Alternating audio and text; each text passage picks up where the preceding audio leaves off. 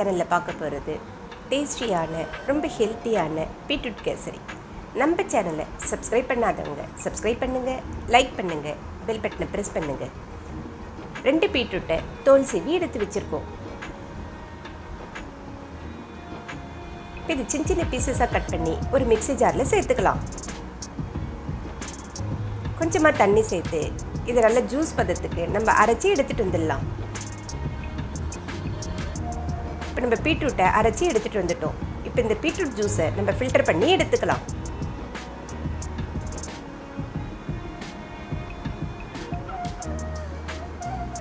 இப்போ நம்மளுக்கு beetroot juice ready ஆகிடுச்சு. ஒரு வாணலில் 1 டேபிள் ஸ்பூன் நெய் சேர்த்துக்கிறேன். 1 கப் ரவை எடுத்து வச்சுருக்கோம். அதை இதில் சேர்த்து நம்ம நல்லா வறுத்து எடுத்துக்கலாம். நல்ல பொன்னிறமாக ரவையை வறுத்து எடுத்துக்கலாம்.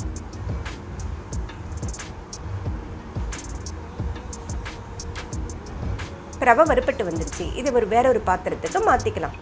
எந்த கப்பில் நம்ம ரவை எடுத்தோமோ அதே கப்பில் நம்ம தண்ணியையும் சேர்த்துக்கலாம். 1 கப் ரவைக்கு 3.25 கப்பு தண்ணி சேர்க்கணும். இங்கே நான் 1.25 கப்பு பீட்ரூட் ஜூஸை சேர்த்துக்கிறேன்.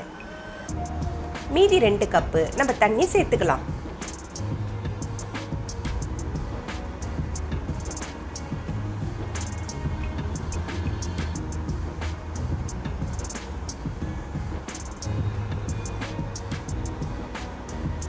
இதில் 1 டீஸ்பூன் நெய்யையும் சேர்த்து இந்த தண்ணியை நம்ம நல்லா கொதிக்க விடலாம். இப்போ தண்ணி நல்லா கொதிச்சு வருது. இதில் ஒரு சிட்டிகை உப்பு சேர்த்துக்கலாம். எந்த ஸ்வீட் செஞ்சாலும் அதில் ஒரு சிட்டிகை உப்பு சேர்க்கும்போது அந்த ஸ்வீட்டே தனி டேஸ்ட்டாக இருக்கும். இப்போ நம்ம வறுப்பு எடுத்து வச்சுருக்கோம் இல்லையா ரவை, அதை இதை கொஞ்சம் கொஞ்சமாக சேர்த்து நம்ம நல்லா கலந்துடலாம்.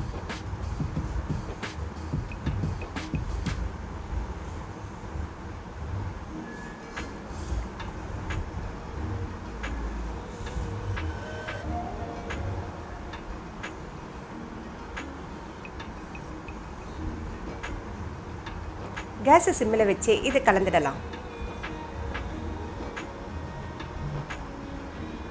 இப்போ ரவை ஓரளவு வெந்து வந்திருக்குது.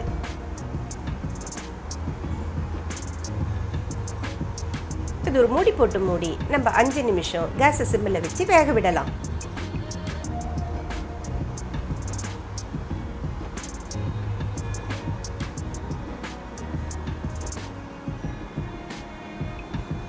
இப்போ ரவை நல்லா வெந்து வந்திருக்குது. 1 கப் ரவைக்கு 3/4 கப் சர்க்கரை எடுத்து வச்சுருக்கோம். அதையும் நம்ம இதில் சேர்த்து நல்லா கலந்துடலாம்.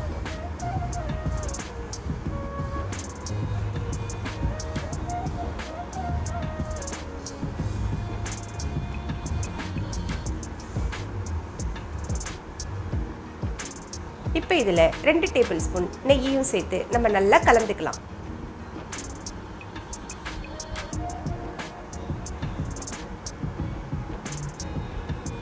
இப்போ நம்மளுடைய பீட்ரூட் கேசரி சூப்பராக தலன்னு ரெடி ஆகிருக்கு. இப்போ இதில் முந்திரி பருப்பை நம்ம வறுத்து கொட்டிக்கலாம். அதுக்கு ஒரு கடாயில் 2 டேபிள் ஸ்பூன் நெய் சேர்த்துக்கலாம்.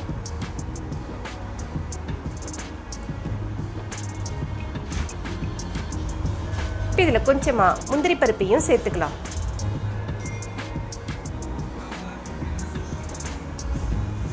முந்திரி நல்லா வறுப்பட்டு வந்துடுச்சு. இப்போ நம்ம ரெடி பண்ணி எடுத்து வச்சுருக்கோம் இல்லையா கேசரி, அதில் இந்த முந்திரியை சேர்த்துக்கலாம். இப்போ இது எல்லாத்தையும் நல்லா கலந்துடலாம். இப்போ நம்மளுடைய பீட்ரூட் கேசரி ரெடி ஆகிடுச்சு. குழந்தைங்க யூஸ்வலாக பீட்ரூட்டை சாப்பிட்றதுக்கு ரொம்ப கஷ்டப்படும். நம்ம இது போல் ஸ்வீட் ரெசிப்பியாக நம்ம பீட்ரூட்டை செஞ்சு கொடுக்கும்பொழுது குழந்தைங்க ரொம்ப விரும்பி சாப்பிடும். இந்த ரெசிப்பியை நீங்களும் ட்ரை பண்ணி பாருங்கள். இந்த வீடியோ உங்களுக்கு பிடிச்சிருந்ததுனாக்கா லைக் பண்ணுங்கள், ஷேர் பண்ணுங்கள், சப்ஸ்கிரைப் பண்ணுங்கள்.